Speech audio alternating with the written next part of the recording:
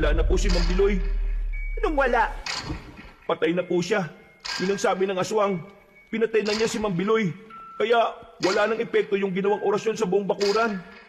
Naparito ako para sunduin ka, Lloyd. Halika na't umuwi na tayo. Dadalhin na kita sa kuta. Dahil sabit na ako sa amoy mo. Hindi na talaga ako makapaghintay pa. Alam kong mahal mo rin ako. Tama ka. Dapat nga pakinggan ko ang puso ko. Kaya mamamatay ka na!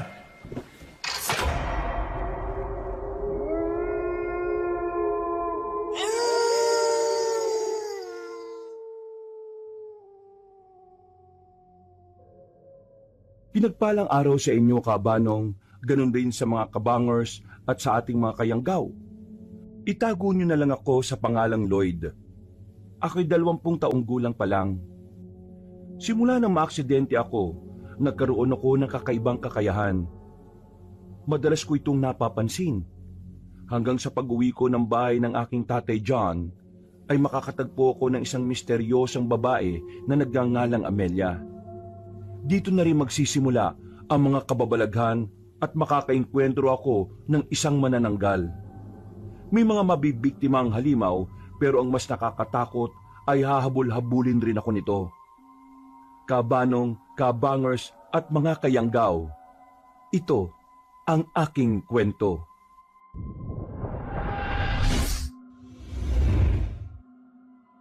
Bago nga pala magsimula ang ating kwento, sana'y mapindot nyo muna ang subscribe button at ang notification bell para lagi kayong nanonotify pag may bago tayong mga kwento. At huwag nyo rin kalilimutan mag-like at comment. Napakalaking tulong po ito sa ating channel para mas makapagatid pa kami sa inyo ng mga magaganda at mga nakakapangilabot na mga kwento. At ngayon, sa ating pagpapatuloy.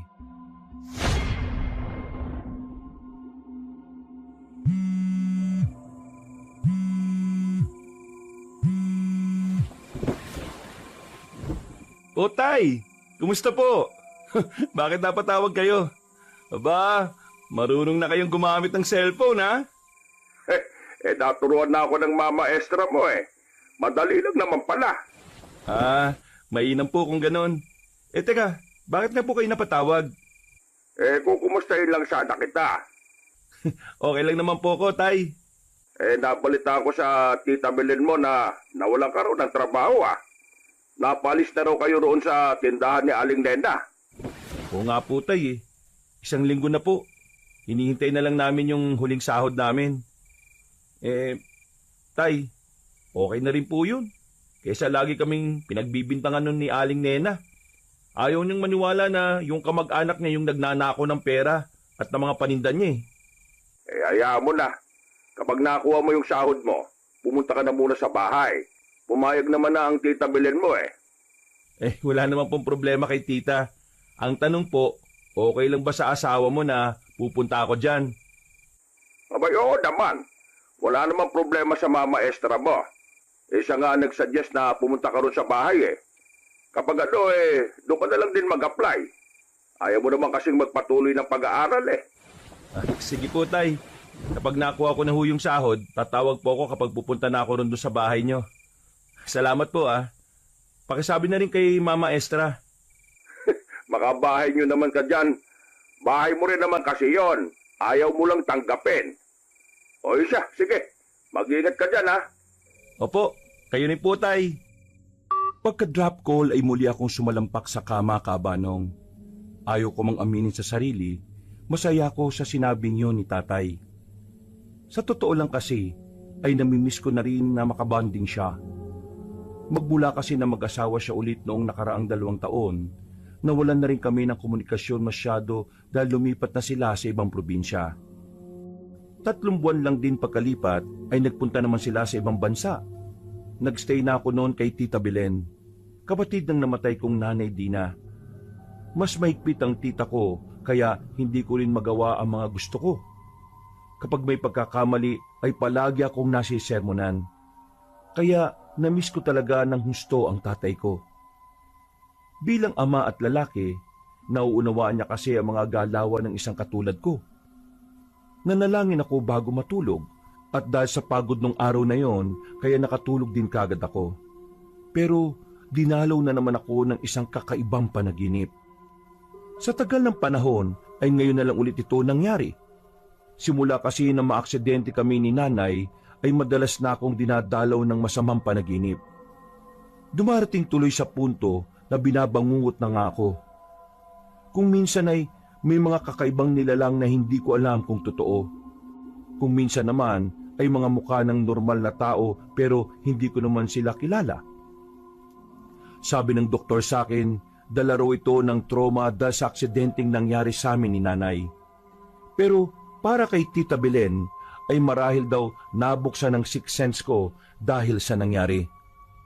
Posible raw na babala sa ngayon o kasalukuyan sa tuwing dadalawin ako ng masasamang panaginip o bangungot. Naniniwala ako sa sinabi ng aking tiyahin dahil may mga pagkakataon na nangyayari ang ilan sa mga masasama kong panaginip. Katulad na lang ng pagkamatay ng kapitan sa amin. Pati nung nasa sasakyan ng tatay ng kababata ko at kung ano-ano pa. Kaya sa tuwing may ganitong sitwasyon ay naaalarma na rin ako, Kabanong.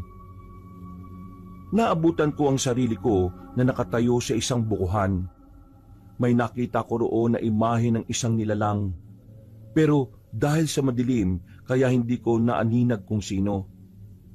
Nakatalikod din kasi sa akin. Humakbang ako papalapit para sana makilala pero bigla na lang may dumagundong. Napalinga-linga ako sa paligid dahil dito. Pero alam ko na kapag nakakarinig na ako ng dagundong ay sinyalis na to ng masamang panaginip o bangungot. Kaya imbis na humakbang palapit ay umatras ako.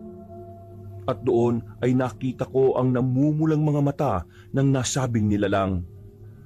Ang mahaba nitong buhok ay kumalat sa ere.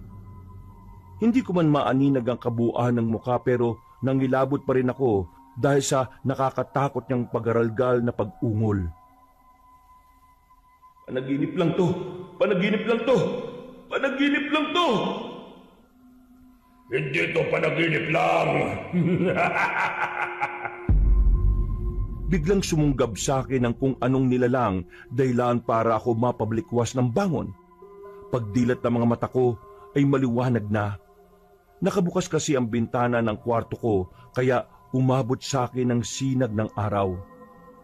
Naririnig ko na rin sa labas si Tita Belen na nagwawalis habang nakikipagpalitan ng kwentuhan sa kaututang dila niya. Nagpasalamat muna ako sa Diyos at kinalimutan ko ang masamang panaginip. Sa buong isang linggo ay halos 2 o 3 beses ko yatang napapanaginipan ang tungkol sa nakakatakot na nilalang. Pero hindi ko na to sinabi kay Tita Belen dahil baka hindi na niya ako payagang magpunta pa kay tatay kung magkataon. Sumapit na nga ang araw. Nang makuha ko ang huling sahod sa tindahan ni Aling Nena, ay lumarga na ako. Nagbigay lang ako ng 2,000 sa aking tiyahin at ang natitirang pera ay tinabi ko para may panggastos. Halos 12 oras ang naging biyahe mula sa probinsya namin bago ko marating ang lugar kung saan nakatira si Tatay John at Mama Estra. Maliwalas ang lugar at malayong-malayo to sa lugar na tinitiran ko roon sa bahay ni Tita Belen. Dito kasi ay napakatahimik. Magkakalayo ang mga bahay. Samantalang doon sa amin ay halos dikit-dikit na rin kahit pa probinsya rin kami. Mukhang ayos sa lugar na to ah. Habang naglalakad-lakad ay pinagmamasdan ko rin ang iba pang mga magagara at naglalakihang bahay. Feeling ko tuloy ay nasa subdivision sila nakatira kahit hindi naman. Ang swerte talaga ni tatay sa bago niyang napangasawa. Alam ko namang mabait si Tita Belen. Pero nakakailang kasi kung dito talaga ako sa kanila mag-i-stay. Pero siguro, panahon na rin naman na para itry ko. Napatingin ako sa malaking parke na katabi ng isang open basketball court. Naalala ko nung sinabi sa akin ni tatay tungkol dito. Kaya kahit papaano, kahit mukhang tahimik sa lugar na to, ay hindi ako maboboring. makakapaglaro ko sa umaga o hapon kung kailan ko gugustuhin. Napatingin ako sa matangkad na lalaking medyo chubby ang katawan. Mag-isa lang siyang naglalaro sa basketball court. Nang mapalingon siya sa akin, ay nagdire-diretso na lang ako ng lakad hanggang sa mapadaan ako sa isang bakanting lote. Dito ko unang beses na nakita ang isang malawak na bukuhan. Bigla akong may naalala pero hindi ko na masyadong iniisip. Natuon na kasi ang atensyon ko sa lalaking chubby na biglang nadapa. Pinigil ko ang pagtawa dahil lumingon yun sa kinaroroonan ko bago tumayo at nagpagpag ng kanyang tuhod. Ano tinitingin-tingin mo, ha? Ha? Oh, wala. Natigilan na ako dahil tumalikod na ang binatang chubby na parang kaedad ko lang din. Hindi ko na siya pinansin, kabanong, at napakibit na lang ako ng balikat. Pagkalaon ay napatingin ako ulit sa mahabang bukuhan. May-ari kaya ng bukuhan na ito? Parang ang gara naman kung bakante lang talaga siya. Pero sabi ni tatay, kapag nakita ko na rin itong bakanting lote na puro bukuhan na malapit sa playground at basketball court, magbilang lang daw ako ng 4 na bahay mula roon. Bakit kasi magkakalayo yung mga bahay dito eh? Akala ko pa naman mas sibilisadong lugar na to kaysa sa amin. Pero mas probinsyang-probinsya pa rin pala rito. Pero in fairness magagara ang mga bahay. Yung bahay kaya nila tatay, maganda't malaki rin kaya. Nagpatuloy na ako sa paglalakad hanggang sa madaanan ko ang bukuhan. Tumingin ako dito at iginala ang paningin hanggang sa may maaninag akong tao sa bandang gitna. Siningkitan ko ang aking mga mata para makita ng mas malinaw. Doon ko nakumpirma na isa yung dalagita. Mahaba ang buhok, tisay, hindi katangkaran, balingkinitang postura ng katawan at maganda. Ito ang unang beses na nakakita ako ng tila Diyosang nilalang. Ang ganda naman niya. Anong ginagawa niya ron? Sino kaya siya? Dahil sa nakatutok ang atensyon ko sa kanya, hindi ko na malayang may sasakyan na sa likuran ko. Napalingon na lang ako roon matapos marinig ang busina ng isang tricycle. Napagilid ako at pagkalampas nito sa akin ay muli kong nilingon ng babae. Pero katakatakang bigla na lang siyang nawala. Iginala ko na lang ulit ang tingin sa bukuhan hanggang sa mapakunot na lang ako ng noo. Parang nakita ko na tong lugar na to Hindi ko lang talaga maalala kung saan Hayaan mo na nga. Nagtuloy-tuloy na ako sa paglalakad at ibinaling ang sarili sa pagbibilang ng bahay simula sa bukuhan. Hanggang sa matuntun ko na nga ang bahay nila tatay. Napahinto ko sa tapat ng mataas na stainless gate at binasa ang residence tag na nakaukit sa column. Limpot Residence. Ito na nga yung bahay ni tatay. Hindi ko pa halos natapos ang binibigkas ko sapagkat eksakto rin na bumukas ang maliit na gate. Niluwan nitong isang matandang ginang na medyo payat at kulot-kulot ang buhok. Naalala kong sinabi ni tatay na meron nga silang katiwala rito. Magandang umaga po. Kayo po ba si Manang Homes? Ay, oo. Ako nga yon, iho. Ako po si Lloyd Limpot. Anak po ako ni Tatay John Limpot. Sabi niya po alam niyo na po daw na darating ako. Ay, ikaw na pala yan. Ang aga mo palang dumating. Hindi ako nasabihan nila Jan at Estra. Mabuti't naabutan mo ako. Mamamalengke pa naman sana ako ngayon para sa pananghalian natin mamaya. Ay, ganun po ba? Naku, pasensya na po kayo. Ay, nako, hindi mo naman kailangang magpasensya. Ako rin naman may kasalanan. Ang akala ko kasi may nakastak pang may luluto sa rep. Wala na pala. Oh, halika na muna sa loob, iho. Maligayang pagdating sa'yo rito. Matagal ka na raw pinapupunta rito ng tatay Jan at mama Estra mo ah. Bakit ngayon ka lang napunta rito? Ha? Ano po kasi, may trabaho po kasi ako doon sa amin. Ngayon po kasi wala na. Dito na lang po ako mag-a-apply kung sakali. Nako iho, hindi mo naman kailangan magtrabaho kung tutuusin. Nasa ibang bansa ang tatay mo. At kung ako sa iyo pag-isipan mong bumalik ka na lang ulit sa eskwela. Oo nga ho Pinag-iisipan ko nga rin po talaga ulit yan. Ay, naku, si tatay talaga Kinuwento pa sa iba yung tungkol sa akin. Awit sa'yo, tay. Pagpasok ng bahay, ay kagad akong pinaupo ni Manang Homes at ipinababa na rin ang dala kong malaking bag. Welcome ka dito, anak ha. Maupo ka muna dyan at kukuha lang ako ng makakain pati maiinom mo saglit. Pasensya ka na at hindi ako nakapagluto ng almusal Ang akala ko kasi talaga mamaya ka pa darating. Naku, ayos lang po ako, Manang. Huwag na po muna kayong mag-abala sa akin. Nakapag-almusal naman po ako bago pumunta rito. Ay, ganun ba? Sigurado ka ha? Opo, promise po, cross my heart. Ay, sige. Ganito na lang. Ituturo ko sa iyo ang kwartong tutulugan mo. Tapos, magpahinga ka muna ron habang nasa palengke ako ha. Kung ayos lang sa iyo. Kung gusto mo naman, manonood ka lang dito sa sala habang naghihintay ka sa akin. Wala pong problema. Ay, salamat sa Diyos. Pasensya ka na talaga ha, pero huwag ka mag-alala dahil babawi ako sa lulutuin mamaya sa pananghalian at hapunan. Ano ba yung paborito mong ulam? Sinigang na hipon po at saka adobo sa gata. Yun po yung palagi niluluto sa akin ni nanay noon paborito rin yan ng tatay mo At lagi ko rin niyang niluluto rito. Ay siya, sige. Yan ang lulutuin ko para sa tanghali at sa gabi. Sige po, salamat po. O siya, maiwan na muna kita rito ha. Bahay mo naman to kaya huwag kang mailang. Gawin mo kung anong gusto mong gawin. Ilalak ko lang yung pinto dahil may susi naman ako. Kung sakali makatulog ka gigisingin na lang kita bago mananghalian. Sige po, Manang. Ingat po kayo sa biyahe ha.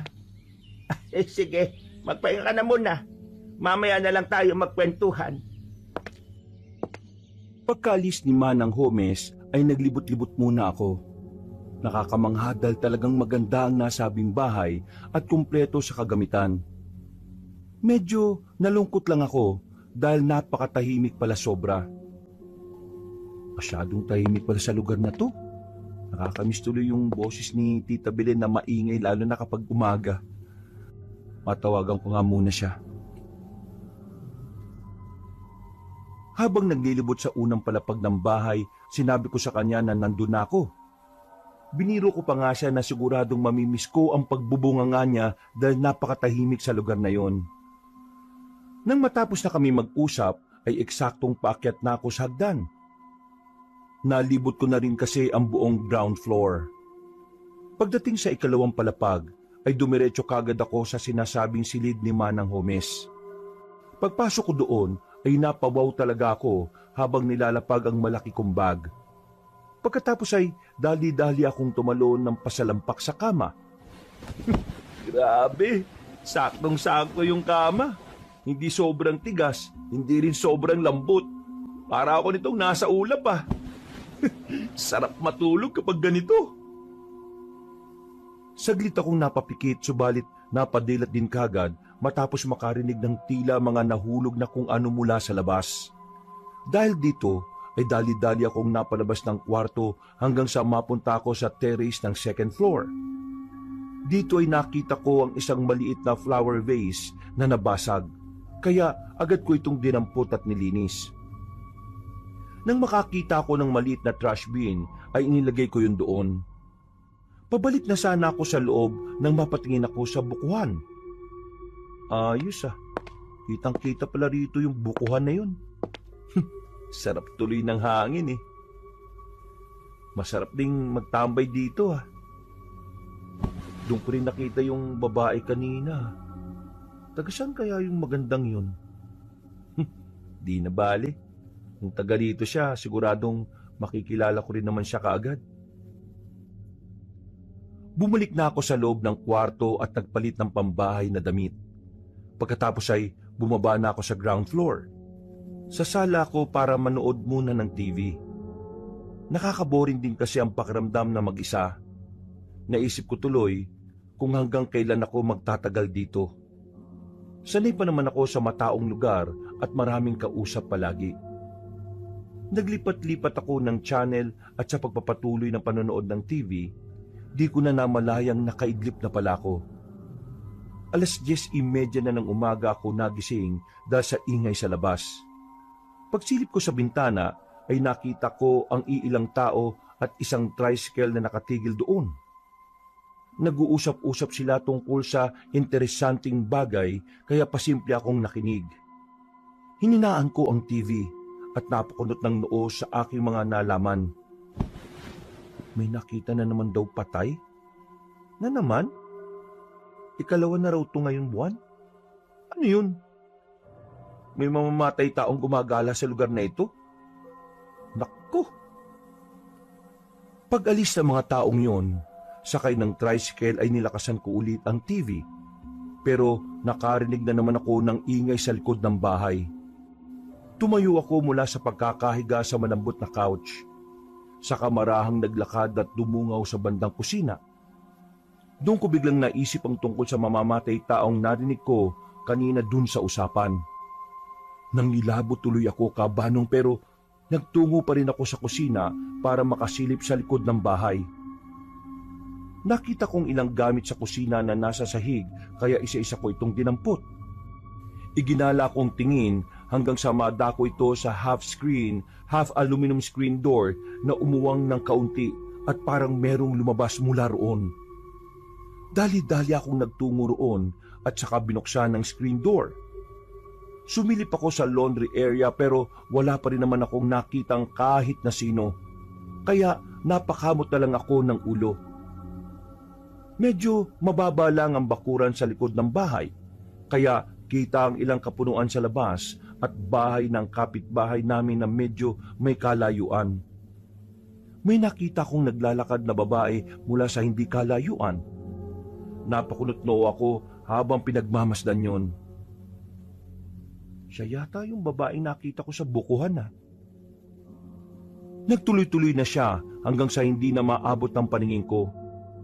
Nang pabalik na ako sa loob, eksakto na nakarinig ako ng doorbell. Sinundan to ng pamilyar na boses.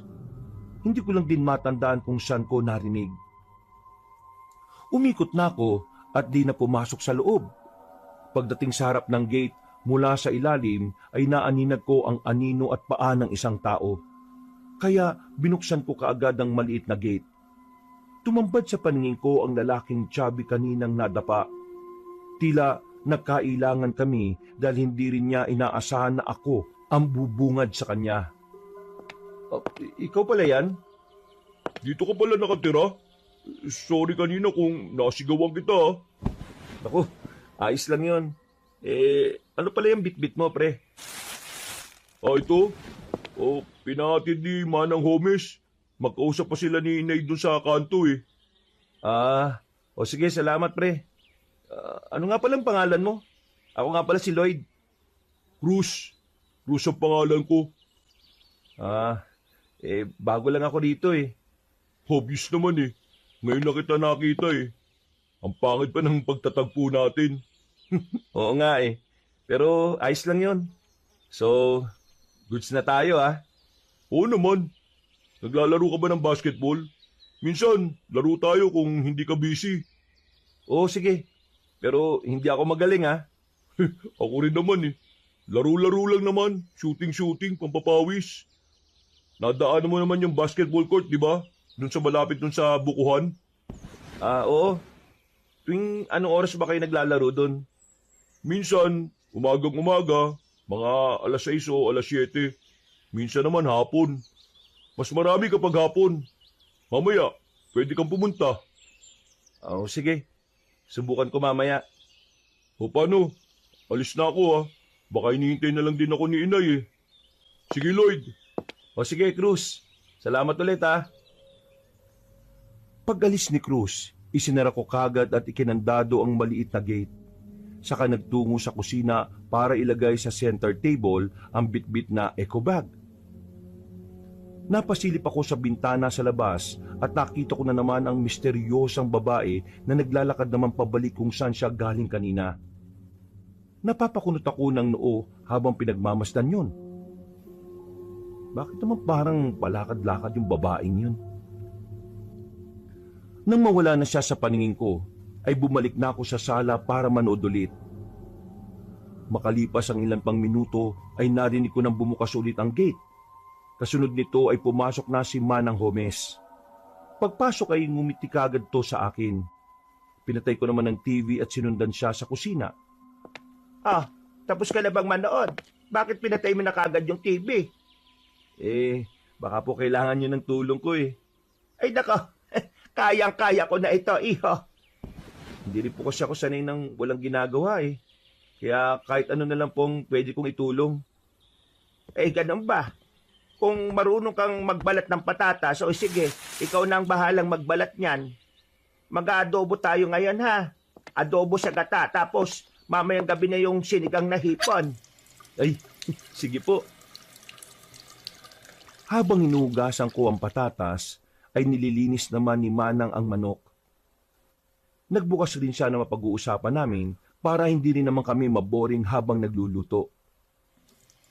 Butit nakilala mo na si Cruz. Mabait na bata yon. Kaibiganin mo para hindi ka maboring dito. Wala pang kahit na anong bisyo at puro sports lang ang alam nun. Oo nga ho eh. Nagkaya nga po maglaro ng basketball. Susubukan ko po mamayang hapon. Ay mainam para hindi ka ma-stuck dito sa bahay. Ako nga umay na rito. Mabuti na lang din at naisipan mo nang tumira dito. Kahit papano may makakausap na ako. Kapag pwede mo siyang i-invite dito sa atin para maingayan naman ng konti itong bahay. Sige po. Siya nga po pala, Manang. Ano yan? Kanina po kasi, habang nanonood ako, may tricycle na huminto dyan banda sa harapan natin. Tapos, may mga tao rin. Narinig ko po silang nag-uusap-usap eh. Ang sabi nila, may natagpuan na naman daw patay malapit doon sa bukid. May bukid pa po palang malapit dito sa atin. Tapos, ang sabi, pangalawang beses na raw po yun ngayong buwan na ito. Ay, doon yung bukid sa kabilang dulo. Kapag dinare-diretso mo pa yung daan dyan pakaliwa. Tungkol doon sa sinasabi nilang namatay na 2 beses na yung buwan. Yung narinig mo, Lloyd. Medyo nakakaalarma na nga eh. Kaya nagtagal din ako sa pakikipag-usap kay Donna. Yung nanay ni Cruz. Kasi konsehala yun dito sa atin. Pagmimitingan raw nila yung tungkol doon para mailapit sa munisipyo at makahingi ng tulong sa mga pulis. Ganun po pala. Ano po yung mga nakitang patay? Sabi, mga binata raw. Para mga kaedad nyo ni Cruz. Pero ang sabi, mga drug addict daw yung mga yon. Kaya sinadyang patayin. Kaso, sabi ng mga nakakita sa bangkay kakaiba raw yung pagkamatay Hindi naman sila piniringan o tinali o ginilitan ng leeg. Bakit po? Ano ba nangyari sa mga biktima? Sabi nung kumari kong nakakita ron sa 2 biktima para raw kinalkal yung katawan Tapos nagkalat daw yung ibang parte ng laman loob. Ay, grabe naman po pala. Kaya nga, kinukwento pa lang sa akin parang naduduwal na ako. Biru-biruan nga ng mga taga dito baka mabangis na hayop o kaya aswang ang gumawa nun sa mga biktima. Ano ho? Aswang? Meron pa po bang aswang sa panahon ngayon? Ayo, naman. Kahit medyo makabago na ang panahon ngayon nasa probinsya pa rin naman tayo. Pero kahit sinasabi kong may aswang, duda pa rin naman ako na aswang ang gumawa nun sa mga biktima. Malamang talaga yan mga masasamang loob yun na pinatumban na. Hay, ikaw mag-ingat-ingat lang din na. Kung lalabas ka huwag ka nang masyado magpapagabi ha. Ay, opo. Salamat po sa paalala, Manang. Ito po. Tapos na po ako magbalat at magiwa ng patatas. Ay siya, magpahinga ka na lang muna o manood. tatawagin na lang kita kapag manananghalian na. Pagkatango ay umihi muna ako sa CR bago bumalik sa sala para libangin ang sarili sa panonood. Makalipas ang ilang pang oras, nang matapos na sa pagluluto si Manang Homes, ay narinig kong nag-ring ang cellphone niya. Pagkatapos noon ay nagpaalam siya sa akin saglit dahil may pupuntahan lang sa kapitbahay. Sinabihan niya rin ako na kung gusto kong kumain ay pwede na akong mauna. Pero sinabi kong hihintayin ko na lang siya dahil hindi pa naman ako nagugutom. Masarap din kasi ang may kasabay. Pagkaalis ni Manang Homes ay nagpatuloy ako sa panonood.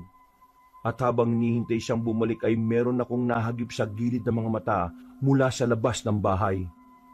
Parang may dumaan sa tapat ng bahay. Napansin ko kasing may anino sa ilalim ng gate. Napatingin ako sa banda roon, pero hindi na rin ako nakatiis. Kaya lumabas ako ng bahay para makasiguro ay binuksan ko ang maliit na gate. Nagulat ako nang tumambad sa aking paningin ang misteryosang babaeng kanina na nakita ko roon sa bukana at sa likod ng bahay. Napakunot ako ng noo pero hindi ko pinahalata. Tumingin lang ako sa kanya habang naglalakad-lakad. Hanggang sa mapatingin siya sa akin at biglang ngumiti. Hi! Hello? Pasensya na pero kayo na pa kita nakikita na palakad-lakad eh. Saan ka pa pupunta? May nahanap lang kasi akong halamang gamot. Sabi kasi ng lola ko, dito lang daw yun makikita eh. Ganun pala. Bago ka lang dito, no? Oo, kadarating ko lang kanina. Sabi ko na nga ba eh. Ngayon ko lang kasi kita naamoy. Humahalimuya ka. Ha? Anong sinasabi mo? Wala yun. Kalimutan mo na lang. Ako nga pala si Amelia. Medyo matagal na rin ako sa lugar na to. Pero wala akong masyadong kakilala. Sa katunayan, ikaw lang talaga ang una kong nakausap dito. Talaga? Parang binobola mo lang naman ako eh. Totoo yung sinasabi ko. Ano nga pala pangalan mo? Lloyd. Nice meeting you, Amelia. Ano nga ulit yung hinahanap mo? Ang ibig kong sabihin ano nga lamang gamot yun na sinasabi ng lola mo? Tawa-tawa. Alam ko yung halaman na yun Doon sa amin, kadalasan, nasa gilid sila ng mga mamasamasang lugar o pader. Hindi kaya, kanal pa nga eh. Talaga? Pwede mo ba akong samahan? Nakakita na naman ako noon pero medyo nalilito lang ako sa itsura. Oo naman. Tara. Sinamahan ko na nga muna siyang maghanap-hanap sa gitna ng tirik na araw, Kabanong. Nagkwentuhan na rin kami ng ilang mga bagay pero hindi niya naman nabanggit kung saan siya banda nakatira. Hindi ko na rin muna masyadong inusisa dahil baka mapaghalataan akong interesado sa kanya. Maganda kasi talaga si Amelia sa paningin ko, Kabanong. At palagay ko nga, crush ko na siya. Hindi lang pala crush, kundi parang na-love at first sight na yata ako sa kanya. Marami pa kami mga napag-usapan. Hindi ko na nga tanda ang iba dahil ang totoo ay mismong sa kanya ako nakafocus. Hanggang sa matalakay namin ang tungkol sa binatang nakitang patay doon banda sa bukid. Natakot kaya ako nung marinig ko yung kanina. Ang sabi nga ng lola ko, hindi raw ordinaryong tao ang gumawa nun. Aswang daw. Yan nga din ang sabi ni Manang Homes. Totoo bang may mga aswang pa sa panahon ngayon? Oo naman. Mas tagulan sila ngayon kumpara nung unang panahon. Marami na kasing panlaban ng mga tao sa kanila eh. Kaya dapat pa rin silang katakutan. Kung minsan kasi, nagpapanggap silang mababait para makapambiktima ng tao. Ay, ganun ba? Medyo nakakatakot nga yung sinasabi mo. Natigilan na ako sa pagsasalita dahil biglang nagtama ang mga mata namin. Sa hindi malamang kadahilanan ay bigla na lang akong may naalala. Para bang nangyari na ang ganito. Hindi ko lang maisip kung saan o kailan. Habang tumatagal ang aming titigan, ay tila ba nakakaramdam ako ng kakaiba na hindi ko rin maintindihan. Napansin ko na parang nagbago ang kulay ng kanyang mga mata. Pero naisip kong baka dala lang yun ng refleksyon ng araw. Pinilit kong kumurap, pero para akong naistatwa. Sa isang iglap ay bigla na lang akong nilamig. Lamig na hindi pangkaraniwan. Nagtayuan ang mga balahibo ko sa braso at sa batok. Kasunod ng makahulugang pagngiti sa akin ni Amelia. Okay ka lang? Ha? Salamat sa tulong mo Uwi na muna siguro ako. Masyado nang tirik ang araw Baka mamaya na lang ako ulit maghanap. Nakakuha naman na tayo Ha? Nakakuha na tayo? Paano? Ito naman, nakalimutan mo na kagad. Ikaw pa nga yung nagturo sa akin kanina Ako? Oo. O sige na, aalis na ako. Baka kapag nagtagal pa ako dito hindi na ako makatiis pa. Katatapos ko pa lang naman kumain. Baka mapakain na naman ako. Hindi ko na siya nausisa dahil tumakbo na si Amelia palayo, Kabanong. Nang mawala siya sa paningin ko, ay saka kulang napagtanto na nasa tapat na pala ako ng bukuhan. Napakunta ko ng noo na punong-puno ng pagtataka. Ang alam ko kasi ay doon lang kami sa tapat ng bahay naghahanap ng tawa-tawa. Napakamot ako ng ulo hanggang sa tila magising ako sa katotohanan nang tumapik si Manang Homes. Ay, nagawa mo dyan, anak? Ba't nandito ka sa tapat ng bukuhan? Po? May bahay pa dito sa looban ng bukuhan? Wala namang bahay dyan. May-ari niyang lupa kaya bawal magtayo ng bahay dyan. Hindi taga rito yung nakabili pero hindi ko rin alam kung bakit di pa tinatayuan ng bahay. Siguro nang hihinayang sa mga puno ng buko. Ganun ba? Pero bakit dito tumakbo si Amelia? Siguro may mga tago siya naman doon para mas madali siya makauwi. Tara na nga sa bahay para makakain na tayo ng pananghalian. Tirik na rin ang araw at masakit na sa balat. Sumunod na nga ako kay Manang Homes, Kabanong. Pero napatingin pa rin ako sa bukuhan na punong-puno ng pagtataka. Habang papasok sa loob ng bahay, ay napapaisip pa rin ako dahil sa kakaibang pakiramdam nung nagkatinginan kami ni Amelia.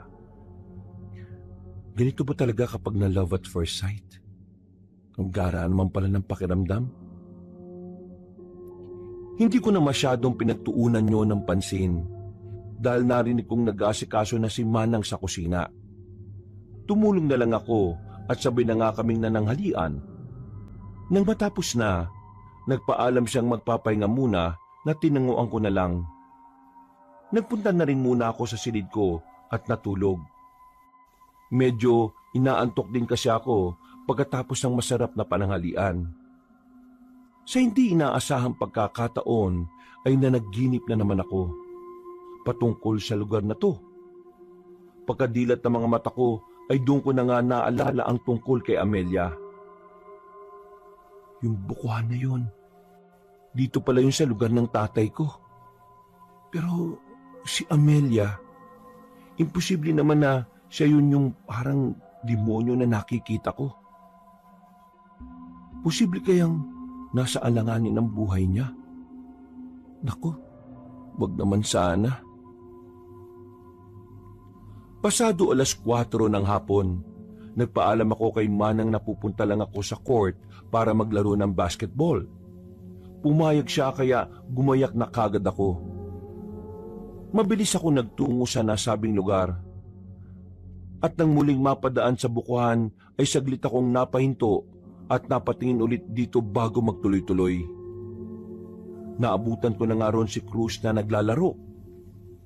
Nang makita niya ako, ay tumigil siya at pinakilala ko sa mga kaibigan niyang sina Juan at Andel. 5:30 nang matapos kami sa paglalaro. Naiwan na kami ni Cruz dahil may pinuntahan ng dalawa naming kasama. Dahil sa iisa lamang ang daan namin, kaya nagsabay na kaming umuwi. Nang mapadaan kami sa bukuhan, ay napatingin na naman ako rito. Habang nagkukwento si Cruz ng kung ano-ano. Nang makalagpas na kami roon, ay bigla siyang nag-iba ng usapan. Ay, siya nga pala pre. Napansin ko lang kanina. Titig na titig ka ron sa bukuhan ah. Bakit? Ha? Oh, wala naman. Ay, siya nga pala pre. May kilala ka bang Amelia? Amelia? Wala pre. Bakit? Okay. May nakilala kasi ako kanina. Tumakbo nun sa bukuhan eh. Tinulungan ko pa namang maghanap ng tawa-tawa. Oh? Talaga? Oo, pre. Alam mo bang may mga kwento-kwento tungkol dyan sa bukuhan? Kaya mag-iingat ka dyan, ha? Ha? Anong kwento-kwento naman dyan? Yung bilog raw ang buwan, may nakikita dyan ng mga taga rito. Alam mo kung ano? Ano, pre? Maraming tumatay dyan sa galit nila sa bumili ng bukuhan. Loko-loko ka. Akala ko pa naman talaga eh. Nakakatakot na yung sasabihin mo. Puro kalokohan lang pala. Biro lang. Masyado ko naman palang patole. Pero wala talaga akong kilalang Amelia. Kaya mo, kapag may nakilala ko na ang pangalan ni ganon, sasabihin ko kagad sa'yo. Sige pre, salamat. O paano? Dito na ako. O sige, see you na lang ulit sa laro ha. Pumasok na kagad ako sa bahay at nag-ayos ng sarili saka nagpahinga. Pagsapit ng gabi, matapos makapagilamos ng katawan, ay nagtungo muna ako sa terrace para magpahinga. Doon ay masaya kong pinagmamasdan ng mga bituin sa langit. Habang nilalanghap ko ang hangin, ay nakaamoy ako ng kakaiba. Para tong langis na ewan pero hindi ko lang matukoy kung anong uri. Para itong amoy ng kandila na hinaluan ng medyo mabahong damo. Pero di ko na yun masyadong pinansin. Naupo na ako sa bench at saka nag-selfie gamit ang may kalumaang cellphone.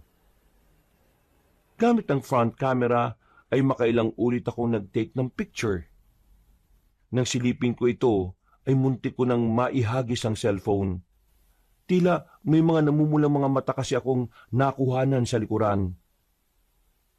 Pagtingin ko sa likod, nakahinga ako ng maluwag dahil pusang itim lang pala na nakatambay sa terrace na stainless steel grill. Walang iyang pusa to. Aatakin pa ako sa puso dahil sa mingming eh.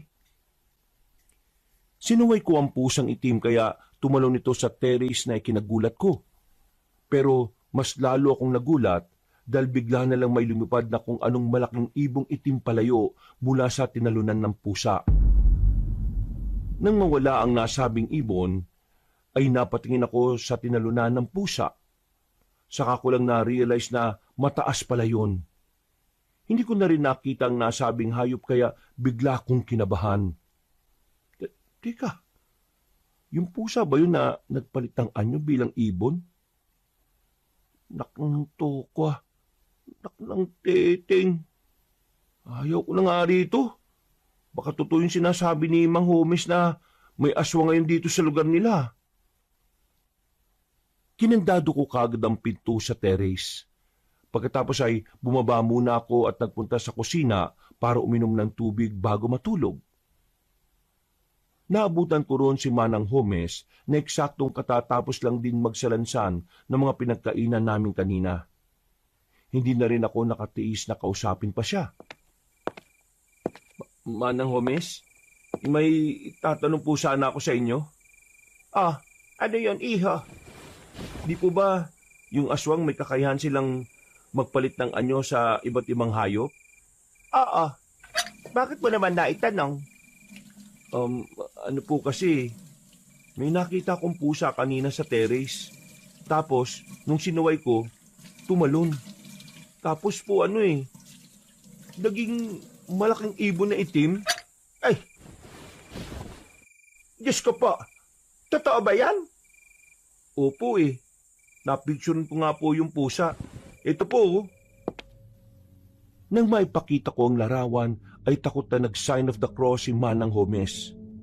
Pinayuhan niya rin ako na burahin ang picture na sinunod ko kaagad. Pagkatapos ay inaya niya ako magpunta sa altar para magdasal. Higit 15 minutos din kaming naroon at nang matapos na ay pinayuhan niya ako na mag-lock ng mga bintana. Hindi na ako masyadong nagtanong pero ramdam ko sa pananalita at kilos niya ang takot. Dito ko lang din naalala ang payo sa akin ng tatay ko nung nakaraan na palaging sumunod sa mga bilin ni Manang Homes. Dahil nga sa mapamahiin na matandang kasambahay. Katulad ngayon, bago matulog ay naglagay ako ng asin sa bintana ng aking kwarto. Kinabukasan, eksakto 6:30 ng umaga. Matapos makapagilamos ng muka, ay bumaba kagad ako sa kusina para mag-almusal.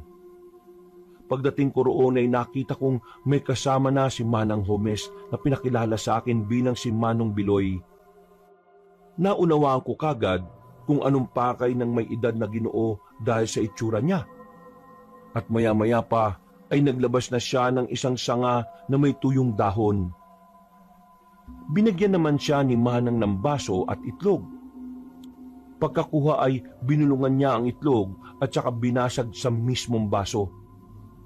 Nakita ko na nagkaroon ng kakaibang anyo ang itlog.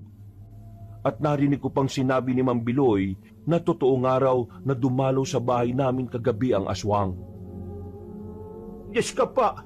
Ibig sabihin pala talaga may aswang na gumagala-gala rito sa lugar natin, Biloy.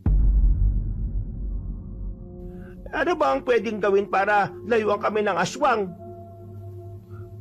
May kinuha ang albularyo sa luma niyang bag na pulseras na may Carmen de Guerra na nakapendan. Binigyan niya kami tig-isa at pagkatapos ay nagpatuloy na siya sa kanyang ginagawa. Halos kalahating oras na tila nag-uorasyon ng Ginoo sa loob ng bahay at bakuran. Pagkatapos ay pinamerienda siya ni Manang Homes at binigyan ng kaunting pera bago umalis. Kampante na ako ngayon na hindi na tayo dadalawi ng aswang. Ganun po ba yun? Importante na pinadadasalan natin ang orasyon ng mga bahay para maitaboy ang mga masasamang elemento. Kasama na ron yung aswang at iba pa. Di po ba labag sa simbahan ng mga ganon? Mas okay pa rin po ang dasal at pananalig sa Diyos?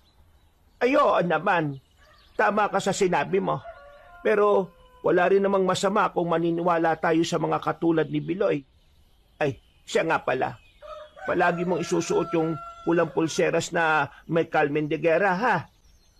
Narinig mo naman ang sinabi niya kanina. Kaya dumalaw dito yung aswang dahil sa nakakita siya ng bagong salta. Sa madaling salita, ikaw talaga yung pakay nun, kaya nag-anyong pusa kagabi tapos naging ibon, katulad ng sinabi mo. Parang nagkataon lang naman po Wag mong baliwalain ang pamahiin, Lloyd. Mas mabuti na ang sigurado tayo. Ibiniling ka pa naman ng tatay mo sa akin, kaya pakiusap lang na sundin mo ang mga sinasabi ko. Para rin naman niya si kabubuti mo. Concern lang ako. Opo, Manang. Salamat po sa concern ninyo. Pagkatapos namin mag-almusal, ay bumalik na rin si Manang sa mga gawaing bahay. Ako naman, dahil walang magawa, kaya nagpaalam sa kanya na lalabas muna. Magaga pa naman kaya naisip kong magpunta sa park, playground at basketball court. Habang naglalakad, ay napatingin ako ulit sa bukuhan. Eksakto namang biglang umihip ang hangin kaya mahinang nag-uyugan ng mga matatayog na dahon ng puno. Wala sa sariling napatingala ako at walang ano-ano ay meron na namang napansin na parang nakabigting tao. Pero bigla na rin namang nawala pagkurap ko. Ay nako, ang aga-aga namang namamalikmata ako. Natigilan na ako nang muling humangin at hindi ko rin alam kung bakit.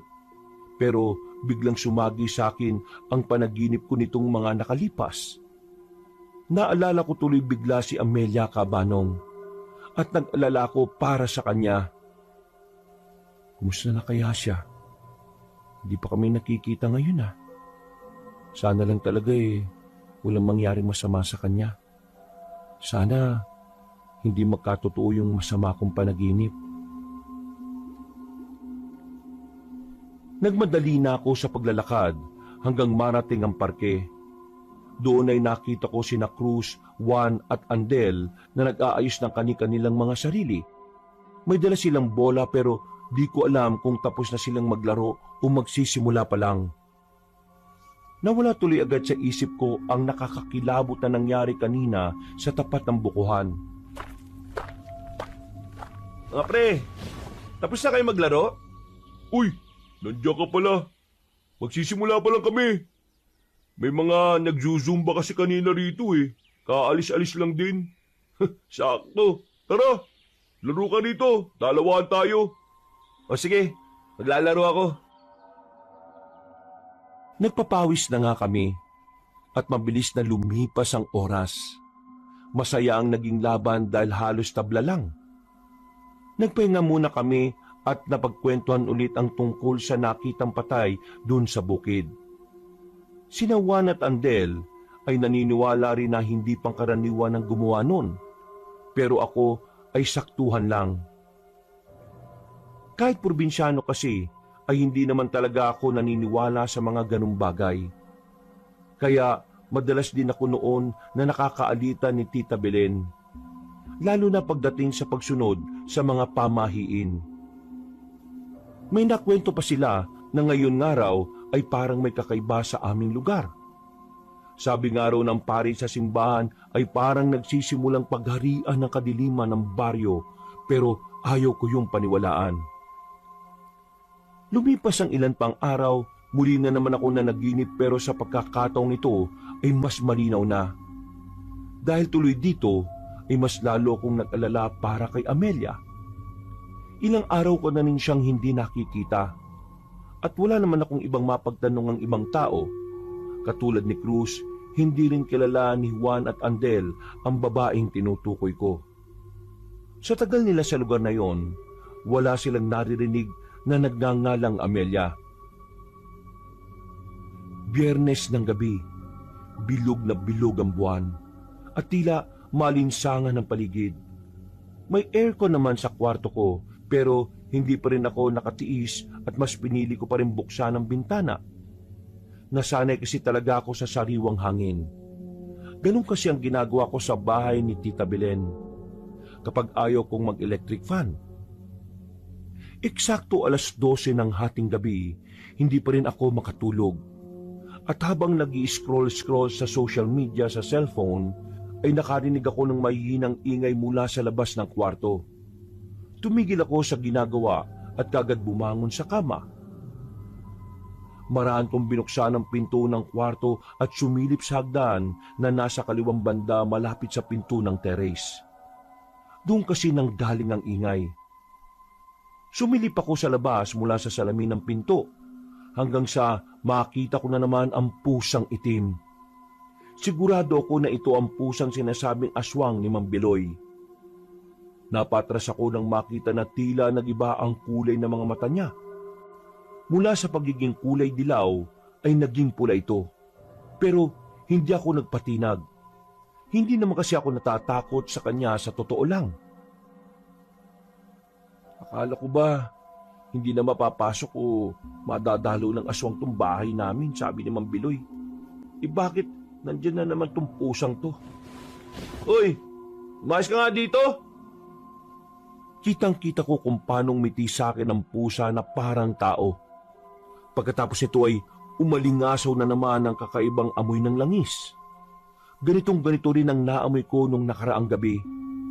Kaya dito ko na siguro na sa hayop na yun nanggagaling. Siya pala yung naaamoy ko na yun.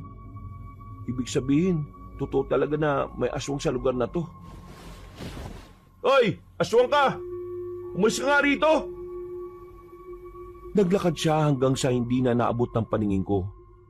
Dahil dito ay bumalik ako sa kwarto para doon siya silipin. Pero pagpasok ko ay sumalubong sa akin ang may kalakasang hangin. Pagtingin ko sa bintana ay tinatangay na rin ng kurtina ng hangin. Pagkalaon ay muling umalingasaw ang kakaibang amoy ng langis. Hanggang sa maya-maya pa ay nakarinig na ako ng pumapagaspas na pakpak sa labas. Hindi pa man ako nakakalapit ay lumantad na ang nakakakilabot na nilalang. Gulong-gulo ang mahabang buhok nito na parang bruha. Nakakatakot ang itsura na parang taong paniki at may malalaking nangingitim na mga pakpak. Nang tingnan ko ang balat niya, para yung kahoy na maugat-ugat. Mahaba rin ang dila pero manipis yun at ang mga mata ay namumula ng gusto. Inay ko po! Halimaw! Nagkampay yun ng pakpak kaya napatras ako. Lalo na nang sinubukan itong pumasok mula sa bintana. Mabuti na lang ay malaki ang pakpak nito kaya hindi nagkasya. Hindi ko pa man suot ang pulang polseras na may Carmen de Guerra. Ano bang kailangan mo sa akin, ha? Umalis ka na! Umalimuyak ang amoy ng dugo mo. Napapalaw na ako sa iyo, Lloyd. Ha? Teka, paano mo ako nakilala? Importante pa bang malaman mo yon? Papasukin mo ako at ang matikman na kita. Hindi ka pwedeng pumasok. Sabi naman Biloy, hindi ka na raw makakadalaw dito dahil sa orasyon niya. Oo, tama siya. Hindi na makakatungtong ang kahit na sinong alagad na kadiliman sa bakuran ninyo. Maliban na lang kung mamamatay na mismo ang nagsagawa ng orasyon sa lugar na ito. Ha? Anong ibig mong sabihin? Huwag mong sabihin. Oo, tama ang naisip mo, Lloyd.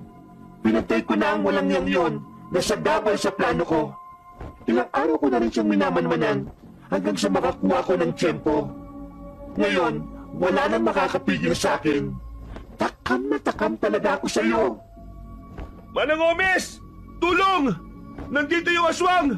May halimaw dito! Tulong! Galit na nagpumilit pumasok ang nakakatakot na aswang. Subalit dumating na rin si Manang Gomez. Gulat na gulat din siya nang makita ang halimaw. At mabuti na lang ay handa rin siya. Kaganyang sinaboy ang asin na may basbas na galing sa simbahan. Pinayo kasi ito ni Mang Biloy nung nakaraan. Sa pulang aswang sa muka, pakpak at ilang pang bahagi ng katawan. Biglang umusok ang katawan niya at nalusaw na parang asido ang tinamaang parte. Dahil dito ay napaangil ang halimaw sa galit. Isang nakakapangilabot na along ang umalingaw-ngaw sa buong paligid. Susugod pa sana ito sa amin pero muling nagsaboy si Manang Gomez. Kaya wala na itong mapagpilian kundi ang lumipad palayo. Dali-dali ko namang isinara ang bintana at kinandado. Saka napatingin sa kasambahay na tila gulat na gulat din. Aswang ba talaga yon? Opo, yung halimaw po na yun ang pusang itim. Manang, nakita ko siya sa terrace bago magpalitan nyo bilang aswang eh. Sabi ko naman sa iyo, huwag mo nang bubuksan ang bintana, Lloyd. Nakasara naman po ah. Kasasara mo lang talaga. Ay teka, katuntong ulit yung halimaw na yon dito sa bakuran natin. Nag-orasyon na dito si Biloy ah. Wala na po si Mang Biloy. Anong wala? Patay na po siya. Yun ang sabi ng aswang. Pinatay na niya si Mang Biloy. Kaya wala nang epekto yung ginawang orasyon sa buong bakuran. Matapos kong ipaliwanag ang nangyari, ay merong kagad tinawagan si Manang Gomez. Ito'y para kumpirmahin kung totoo ang aking sinasabi. Habang nakikipag-usap siya sa kabilang linya, tinawagan ko rin muna si tatay para ipaalam ang nangyari. Gulat na gulat sila ni Mama Estra at hindi makapaniwala sa ikinuwento namin ni Manang. Ramdam ko ang matinding pag-aalala ng tatay ko sa akin. Pero sinabi ko lang sa kanya na ayos lang ako at kaya ko ang sarili ko. Alam kong sa ganoong paraan, kahit papaano ay mababawasan ang pag-aalala nila sa ibang bansa. Sinabi ko rin kay Tita Belen ang tungkol dito.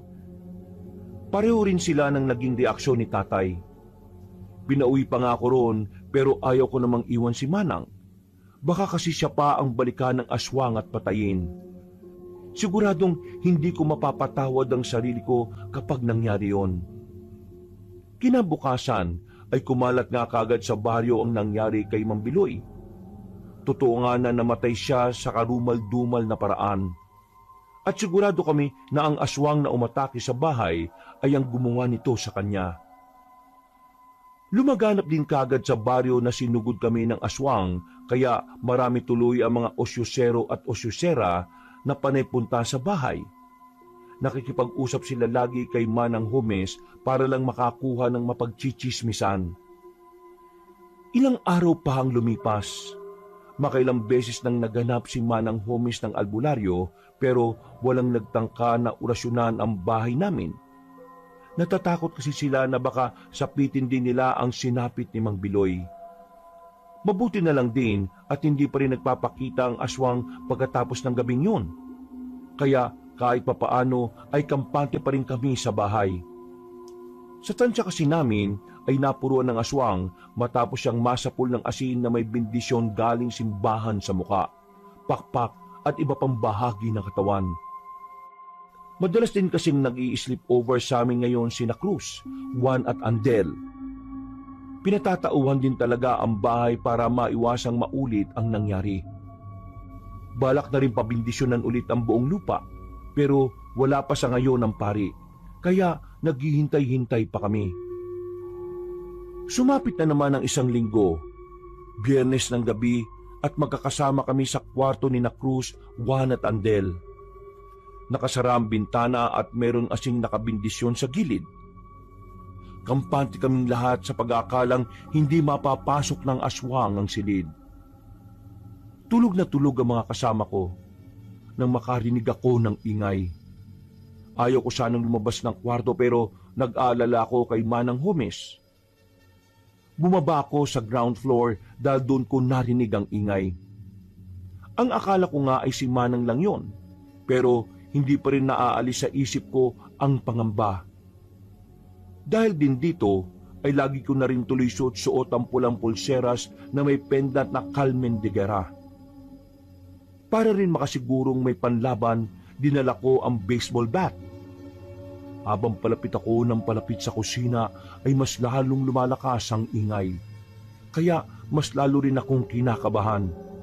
Pero syempre, tinatapangan ko pa rin kahit ang totoo ay nakakatakot. Manang Homes, ikaw po ba yan?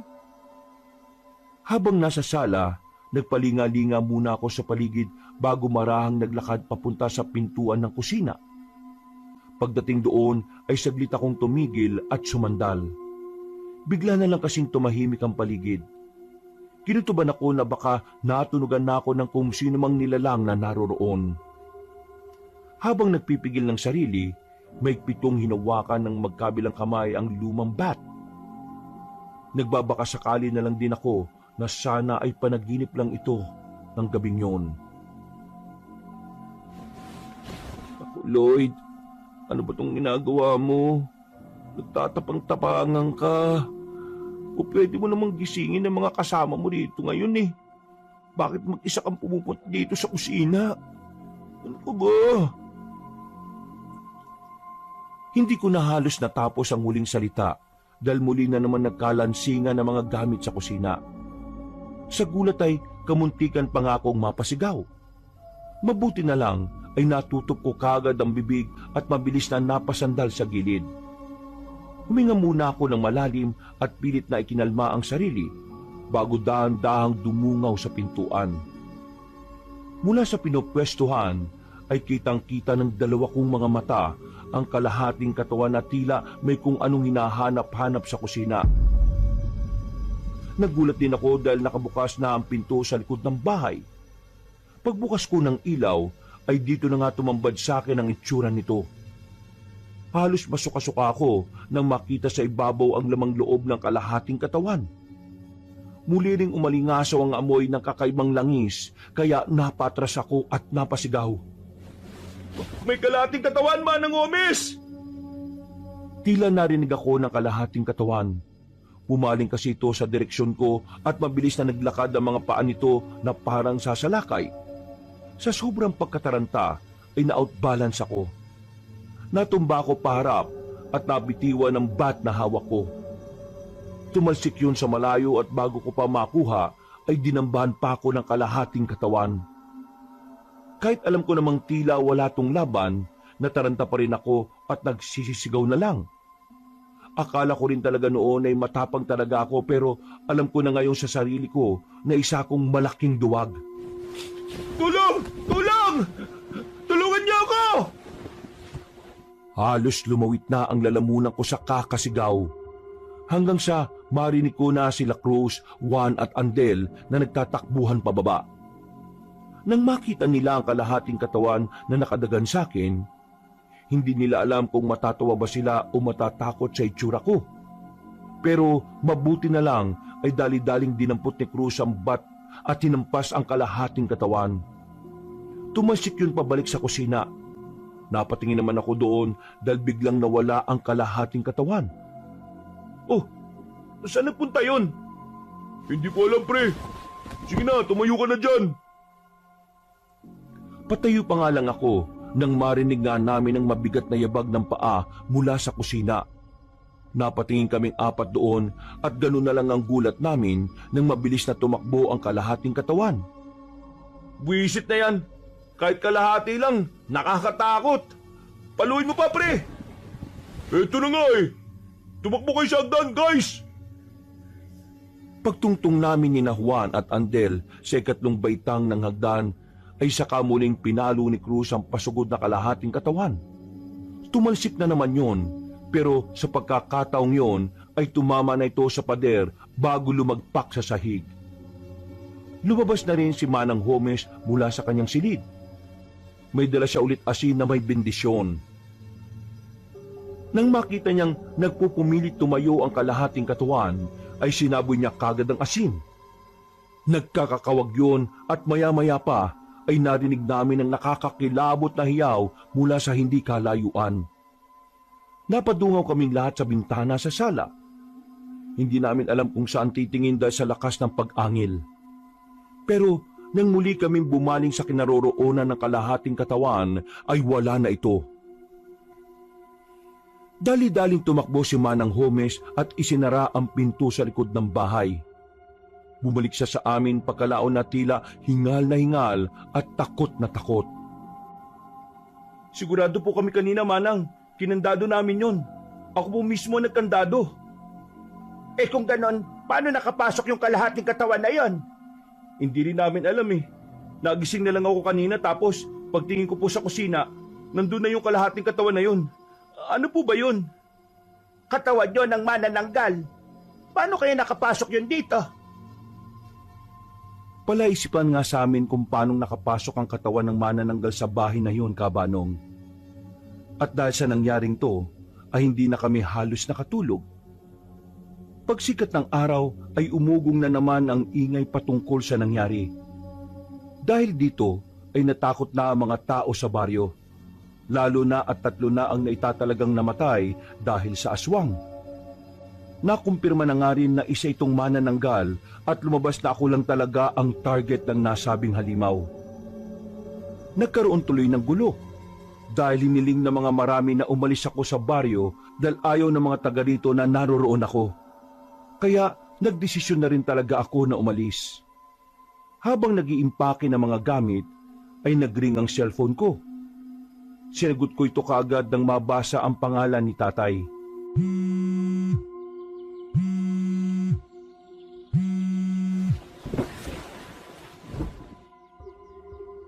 Tay, magandang araw po rito at magandang gabi dyan.